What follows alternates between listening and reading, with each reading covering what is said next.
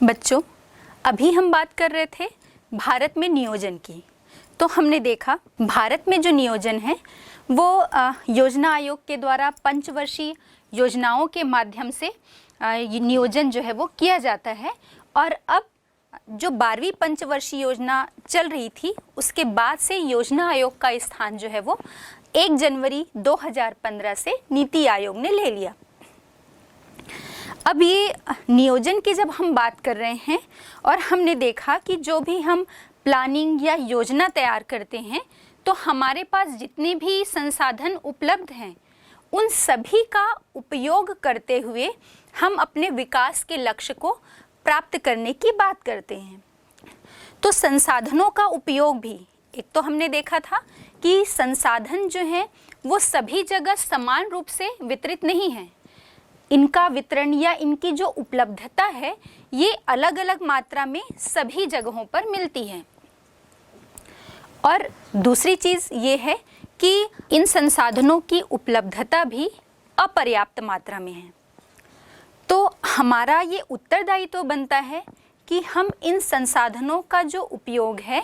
वो इनके संरक्षण को रखते हुए भविष्य में जो आने वाली पीढ़ियां हैं उनके लिए भी इन्हें संरक्षित रखते हुए हम इसका विकास करें या इनका उपयोग करें। तो इसी संदर्भ में हम बात करते हैं कि भारत में सतत पोषणीय विकास, हमने नियोजन की बात करी, अब हम देखते हैं सतत पोषणीय विकास या हम जिसे सस्टेनेबल डेवलपमेंट भी कहते हैं। सतत पोषणीय विकास की जब हम बात करते हैं तो हम देखते हैं कि अभी हमने देखा कि संसाधन जो हैं वो सीमित मात्रा में हैं, असीमित नहीं हैं। और जब हम इनका उपयोग कर रहे हैं और हम बात करते हैं कि हम निरंतर जो है आर्थिक विकास की दशा को प्राप्त कर रहे हैं और इसके लिए हम इन संसाधनों का दोहन कर रहे हैं या शोषण कर रहे हैं। और जब हम इनका दोहन या शोषण कर रहे हैं तब हम अपने पर्यावरण को ताक पर रखकर इनका विदोहन कर रहे हैं। तो जब तक हम अपने संसाधनों का संरक्षण करते हुए इनका दोहन नहीं करते तब तक हम अपनी भविष्य में आने वाली पीढ़ियों के लिए इसका संरक्षण नहीं कर सकते। तो हम देखते हैं कि जो सतत पोषणीय विकास है इसके अंतर्गत पर्यावरण को जो विपरीत से, मतलब हम जब संसाधनों का विदोहन कर रहे हैं तो इस चीज़ का प्रभाव जो है वो हमारे पर्यावरण पर विपरीत रूप में प्रभाव ना पड़े, उस पर्यावरण को नुकसान ना हो। तो पर्यावरण को विपरीत से प्रभावित ना करते हुए जब हम लोगों की आवश्यकताओं या उनकी ज़रूरतों को पूर्ति करने में सक्षम होते हैं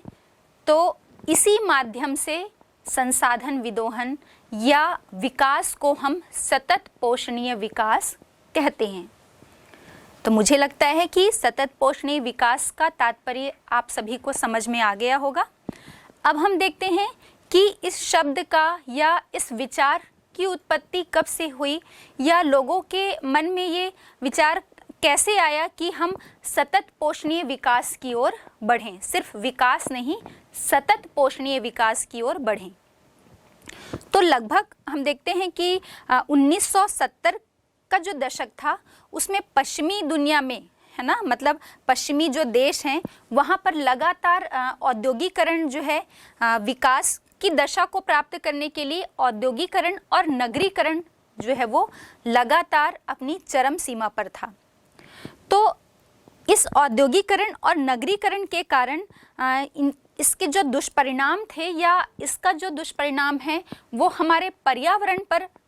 पड़ा या पड़ रहा था। उस समय ये देखा गया कि पर्यावरण से संबंधित जितनी भी समस्याएं जो उत्पन्न हो रही हैं इसके लिए लोगों में जागरूकता का होना बहुत आवश्यक है। और लोगों को जागरूक करते हुए या हम अपने पर्यावरण को बिना नुकसान पहुंचाए हुए पर्यावरण को भी संरक्षित रखते हुए विकास की ओर बढ़ें। और इसी संदर्भ में हमारी ज्वलंत पर्यावरणीय मुद्दे थे या समस्याएं थी तात्कालिक, इन मुद्दों पर विश्व समुदाय की चिंता बढ़ी और इस बढ़ती चिंता को ध्यान में रखकर संयुक्त राष्ट्र संघ या यूएनओ ने एक समिति जो है वो गठित की। और ये समिति हम देखते हैं विश्व पर्यावरण और विकास आयोग, या हम इसे बोलते हैं WECD। इसकी स्थापना की यूएनओ या संयुक्त राष्ट्र संघ ने। और इस आयोग के जो हम या ये कहें कि इसमें सतत पोषणीय विकास का सर्वप्रथम प्रयोग ही इस आयोग में इसके जो अध्यक्ष थे WECD की जो प्रमुख थी नॉर्वे की प्रधानमंत्री, उनके द्वारा किया गया। और ये 1987 या 1987 में ब्रंटलैंड रिपोर्ट, ब्रंटलैंड जो अभी हमने बताया कि नॉर्वे की प्रधानमंत्री थी, उनकी अध्यक्षता में ये जो समिति ने रिपोर्ट प्रस्तुत की और इसका नाम था अवर कॉमन फ्यूचर। अवर कॉमन फ्यूचर में ब्रंटलैंड रिपोर्ट ने ये जो इस समिति ने जो रिपोर्ट प्रस्तुत की उसमें सबसे पहले सतत पोषणीय विकास का शब्द का जो है प्रयोग किया गया। अब इसका अर्थ हम एक बार में समझ लेते हैं, या इस रिपोर्ट में इस सतत पोषणीय विकास का जो तात्पर्य बताया गया, समझाया गया, उसका इस संदर्भ में सतत पोषणीय विकास का अर्थ होता है यह एक ऐसा विकास है जिसमें वर्तमान पीढ़ी जो है वो अपनी आवश्यकताओं की पूर्ति इस प्रकार करती है कि भविष्य की पीढ़ियों को भी उसका नुकसान ना हो। भविष्य की पीढ़ियों को उसका नुकसान ना हो, मतलब कि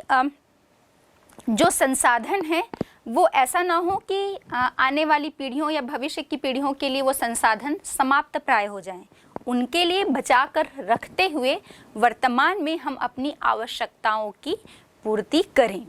और साथ ही साथ इस बात का भी ध्यान रखें कि हमारी जो पारिस्थितिकी है उसका संतुलन ना बिगड़े, पर्यावरण को किसी भी प्रकार का नुकसान ना हो।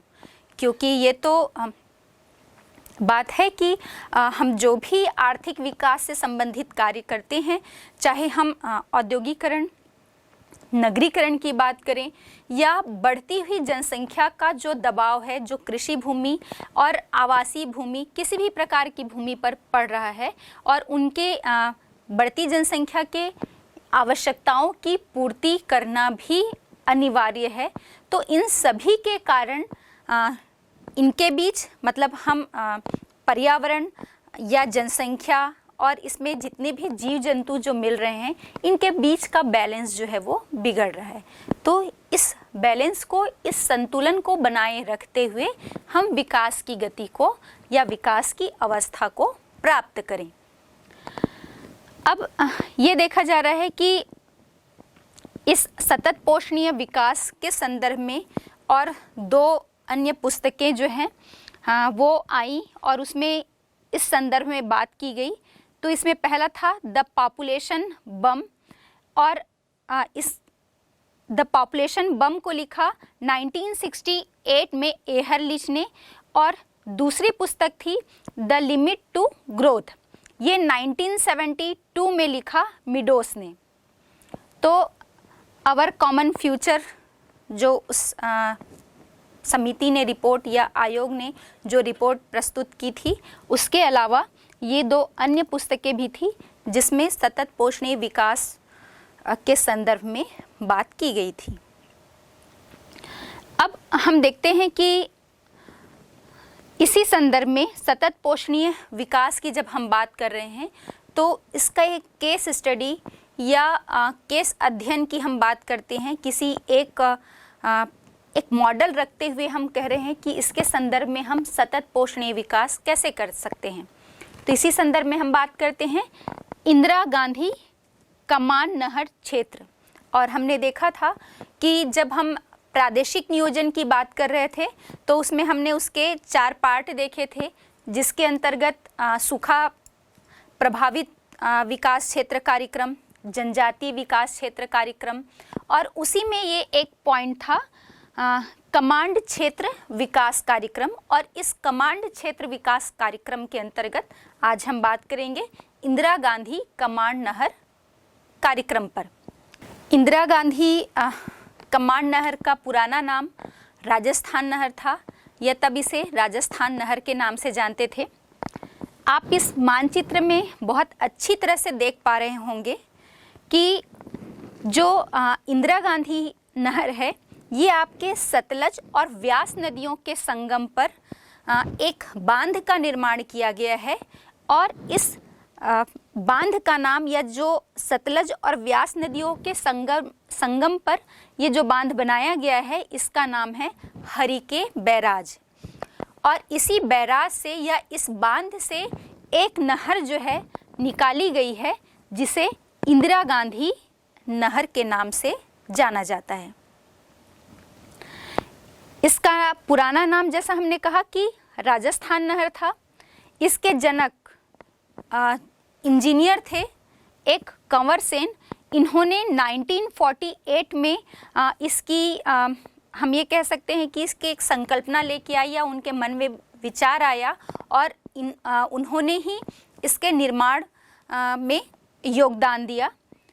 इसके बाद हम देखते हैं कि जब ये नहर बनाई गई, बनकर उस नहर की जो परियोजना है, इंदिरा गांधी कमांड नहर परियोजना जो है, वो 31 मार्च 1958 में शुरू की गई। तो ये परियोजना मतलब बनकर तैयार हो गई, और इसमें से सिंचाई का जो कार्य है, या इस नहर के माध्यम से पानी का उपयोग जो है, वो तब से ही शुरू हो गया।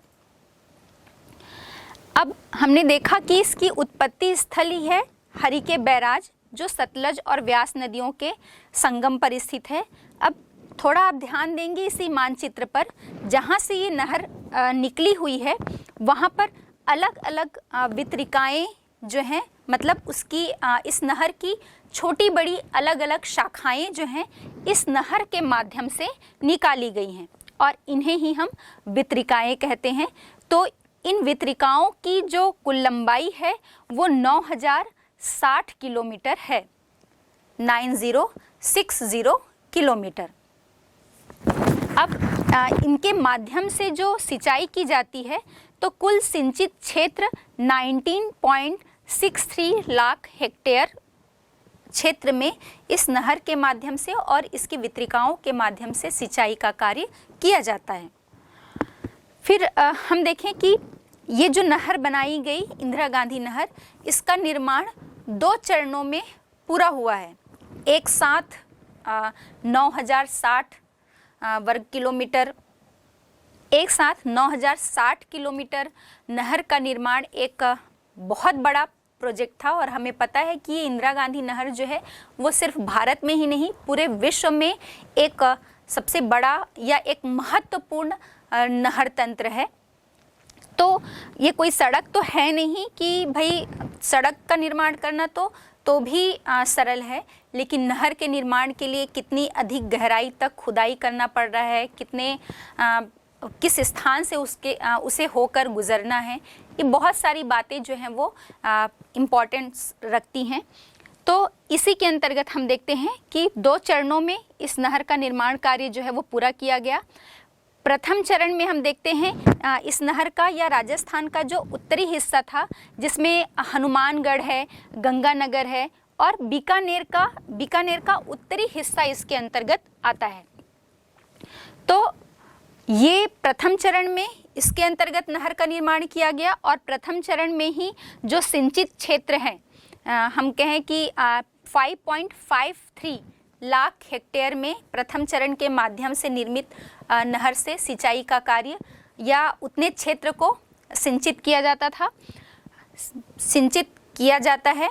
और प्रथम चरण में जो नहर का निर्माण किया गया, उसमें 1960 के दशक से सिंचाई का कार्य जो है वो शुरू कर लिया गया। अब दूसरा चरण हम देखते हैं। इस नहर का दूसरा चरण था, इसके अंतर्गत इस नहर के मतलब हम कहें राजस्थान के दक्षिणी हिस्से के अंतर्गत बीकानेर, जैसलमेर, जोधपुर, नागौर और चूरू, ये जो क्षेत्र हैं, ये दूसरे चरण के अंतर्गत आते हैं जो इस नहर से प्रभावित थे। अब यहाँ पर सिंचित क्षेत्र जो है दूसरे चरण के अंतर्गत 14.10 लाख 14.10 लाख हेक्टेयर जो है दूसरे चरण से जो क्षेत्र सिंचित होता है, इतने क्षेत्रफल को सिंचित किया जाता है। और 1980 के दशक से दूसरे चरण का जो निर्माण हुआ उससे सिंचाई का कार्य जो है वो शुरू हो गया। तो हमने देखा प्रथम चरण में 1960 के दशक से शुरुआत हुई सिंचाई की और दूसरे चरण में 1980 के दशक में, मतलब लगभग 20 साल का अंतराल हो गया। और वो हमने बात ही की कि इतने लंबे या इतने बड़े नहर तंत्र का निर्माण करना था तो उसमें समय लगना जो है वो लाजमी है। अब हम देखते हैं कि ये जो नहर, यहाँ पर एक ध्यान देने वाली बात और है क्योंकि इससे छोटे प्रश्न भी आपसे बोर्ड परीक्षा में पूछे जा सकते हैं।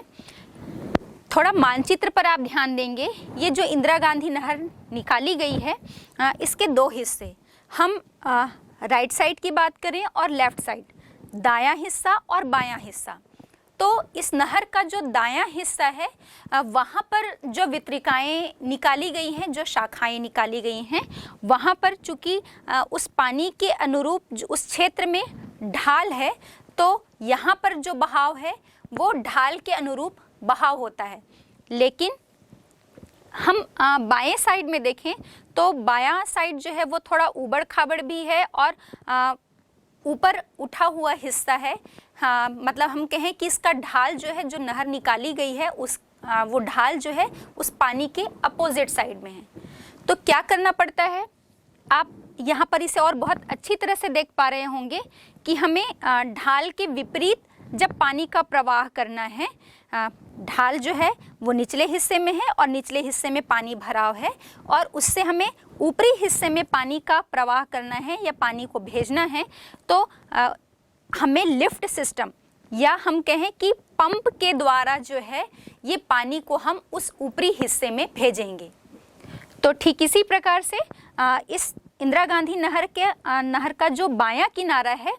इस लेफ्ट साइड में जो पानी का या वितरिकाएँ या जो नहर तंत्र निकाला गया है, इस नहर की जो शाखाएं निकाली गई हैं, वहाँ पर लिफ्ट सिस्टम के माध्यम से पानी का प्रवाह जो है वो कराया जाता है। इसमें एक और महत्वपूर्ण बात आपको ध्यान देनी होगी कि जो 70% इस नहर के माध्यम से सिंचाई की जाती है वो इसके दाएं किनारे के जो वितरिकाएँ हैं उनके माध्यम से की जाती है और लगभग 30% जो सिंचाई है वो इसके बाएं किनारे की जो लिफ्ट नहरें बनाई गई हैं, पंप के द्वारा यहाँ पर जो पानी को भेजा जाता है उसके माध्यम से सिंचाई की जाती है। अब ये जो लिफ्ट नहरें हैं ये तो हमने देखा कि ये मुख्य नहर के बाएं किनारे पर हैं। अब यहाँ पर एक बात और ध्यान देने वाली है, ये जो इंदिरा गांधी नहर आप देख रहे हैं ये राजस्थान का जो थार मरुस्थल है उससे समानांतर जो आपकी पाकिस्तान की सीमा रेखा है, रेड क्लिफ रेखा, इस सीमा के समानांतर ये नहर जो है वो प्रवाहित हो रही है और हम ये कह सकते हैं कि इस पाकिस्तान की सीमा के लगभग 40 किलोमीटर की औसत दूरी पर इस नहर का निर्माण जो है वो किया गया है, या हम ये कहें कि ये इसके औसत 40 किलोमीटर की दूरी पर समानांतर रूप से प्रवाहित होते हैं। इसका मतलब ये है कि इस नहर से आप 40 किलोमीटर और आगे जाएंगे तो आप पाकिस्तान की सीमा में पहुंच जाएंगे।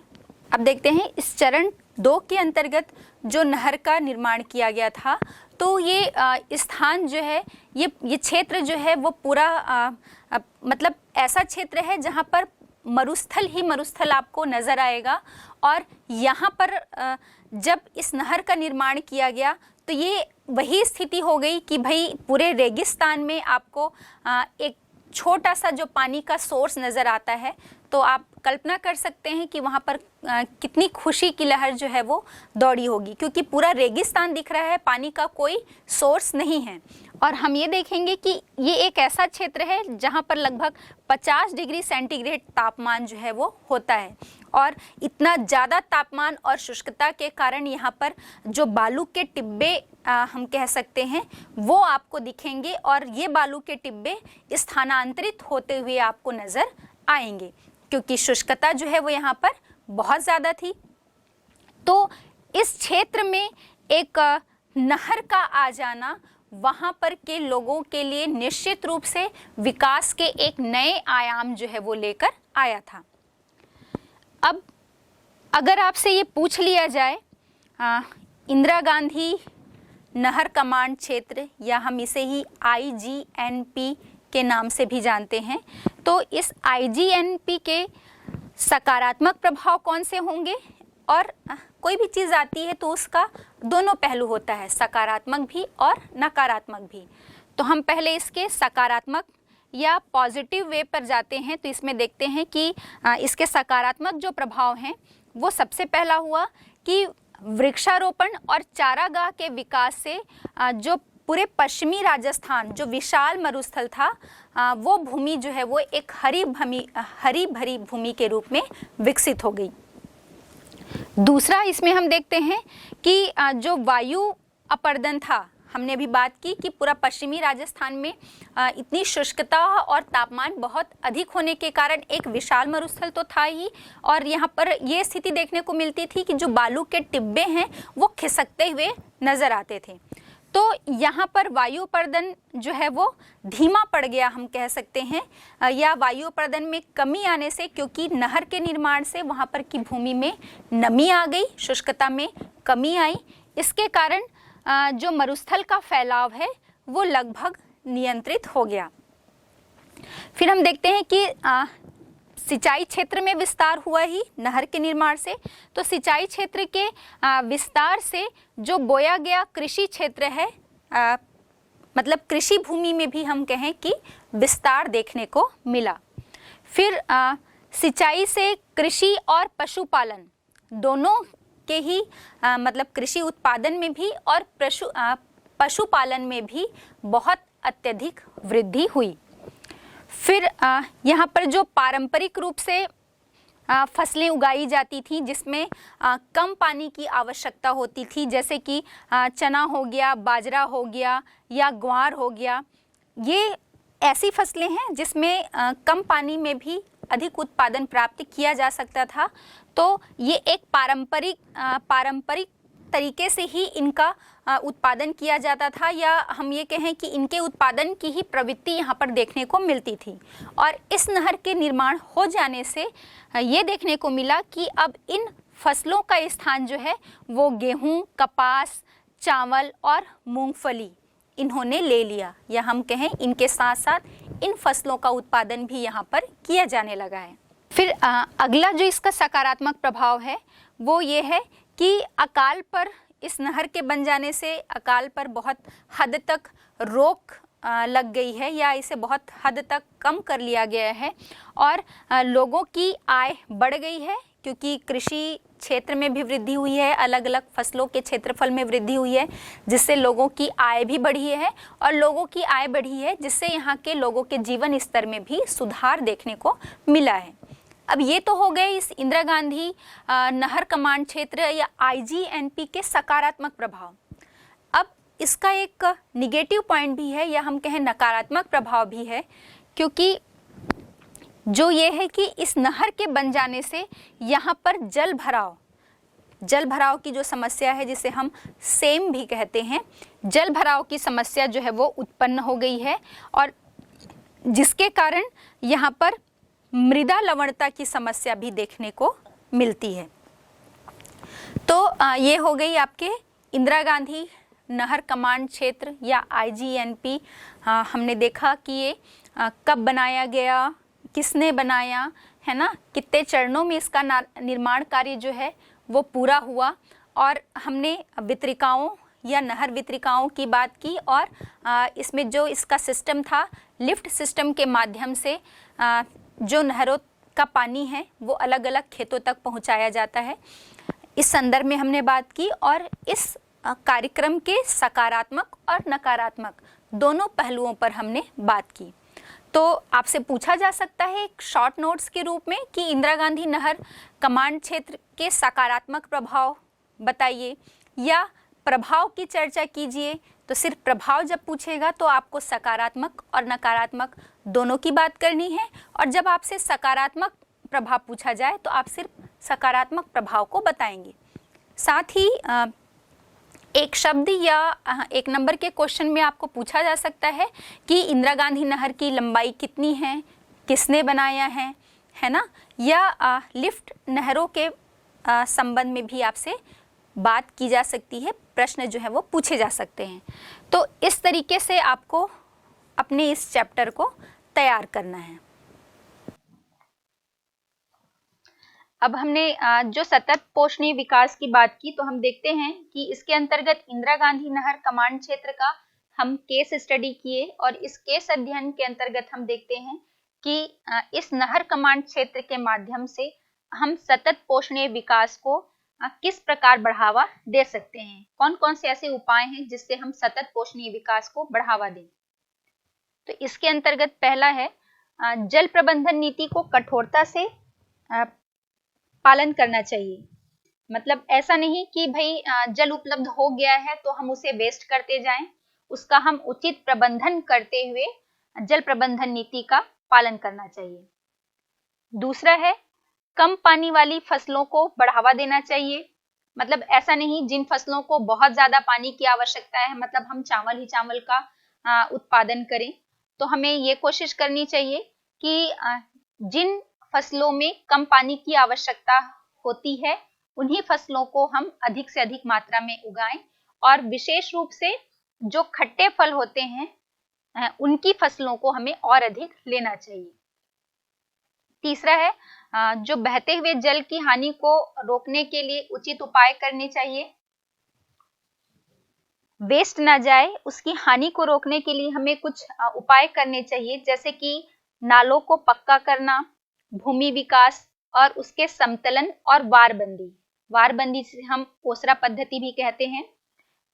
यहाँ पर आप मानचित्र में देख पा रहे होंगे, ये छोटे मिनी गेट हम इसे समझ सकते हैं। वारबंदी का मतलब जहाँ से नहर निकाली जा रही है, तो ये चित्र से आपको स्पष्ट हो रहा होगा कि यहाँ पर वारबंदी पद्धति लगाई गई है। इसका मतलब ये हो रहा है कि नहर का पानी अगर आगे जा रहा है तो इस वारबंदी या मिनी गेट बनाकर हम इस पानी को यहीं पर रोक दें, और वो आगे नहीं बढ़ पाता तो हम इससे दूसरे मतलब इसके राइट साइड और लेफ्ट साइड के जो क्षेत्र हैं या वहां पर जिन खेतों को पानी की आवश्यकता है तो आगे जाने से रोककर हम इन खेतों में पानी की सप्लाई करें, और जब यहाँ पर पानी की आवश्यकता पूरी हो जाती है तो हम इस फिर वारबंदी या इन मिनी गेट को खोल दें, जिससे ये नहर का पानी जो है वो आगे की तरफ बढ़ जाए और आगे जिस क्षेत्र को पानी की आवश्यकता है वहां पर पानी की आपूर्ति की जा सके। तो इस कमांड क्षेत्र विकास कार्यक्रम के अंतर्गत बहते हुए जल की हानि को रोकने के लिए हमने देखा कि नालों को पक्का करना, भूमि विकास, समतलन, वारबंदी पद्धति और इन सभी को प्रभावी रूप से कार्यान्वित किया जाए, ताकि हम बहते जल की कहीं पर लीकेज है, कहीं पर दीवार जो है वो टूट गई है, तो इस माध्यम से जो बहते जल की क्षति होती है या जो उसे नुकसान होता है उसे हम मार्ग में कम कर सकें। फिर नेक्स्ट है वृक्षारोपण और चारागाह, इन दोनों के विकास को प्राथमिकता दी जाए।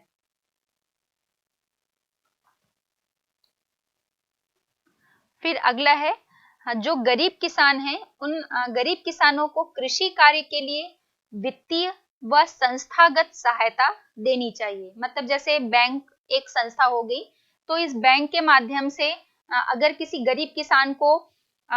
उत्पादन के अलग अलग मतलब कृषि औजार या उपकरण लेने के लिए, उर्वरक लेने के लिए, कीटनाशकों के लिए या किसी भी प्रकार से वित्तीय सहायता की आवश्यकता है, तो इस बैंक के माध्यम से ऋण प्रदान करके इन किसानों की सहायता जो है वो वित्तीय रूप से भी और संस्थागत रूप से सहायता करनी चाहिए। और इसके बाद ये है कि कृषि के अलावा हमने देखा था कि भूमि में लवणता की मात्रा अधिक होने से भू निम्नीकरण की समस्या देखने को मिली थी। तो अगला ये है कि कृषि के अलावा हम अन्य सेक्टरों का भी विकास करें, जिससे हम भूमि के उपजाऊपन को लगातार बढ़ाए रख सकें। अन्य सेक्टर जैसे कृषि सेवा केंद्र हो गए, या अर्थव्यवस्था के जब हम विविधीकरण की बात करते हैं तो गांव के साथ साथ कृषि सेवा केंद्र और विपणन केंद्र, मंडी, कस्बों के बीच में एक प्रकार्यात्मक संबंध जो है वो स्थापित होगा, जब हम इस कृषि और इससे संबंधित क्रियाकलापों के अतिरिक्त अन्य सेक्टरों का भी विकास करेंगे तब। और इसके साथ ही अगला है कि जो जलाक्रांति या जल से बहुत अधिक जो प्रभावित भूमि है या लवणता से ग्रस्त भूमि है, इसके पुनरुद्धार के लिए भी प्रयास किया जाए। मतलब इन भूमि के उपजाऊपन के लिए और अलग जो है वो प्रयास किए जाएं, जिससे इनकी उपजाऊपन को बनाए रखा जा सके।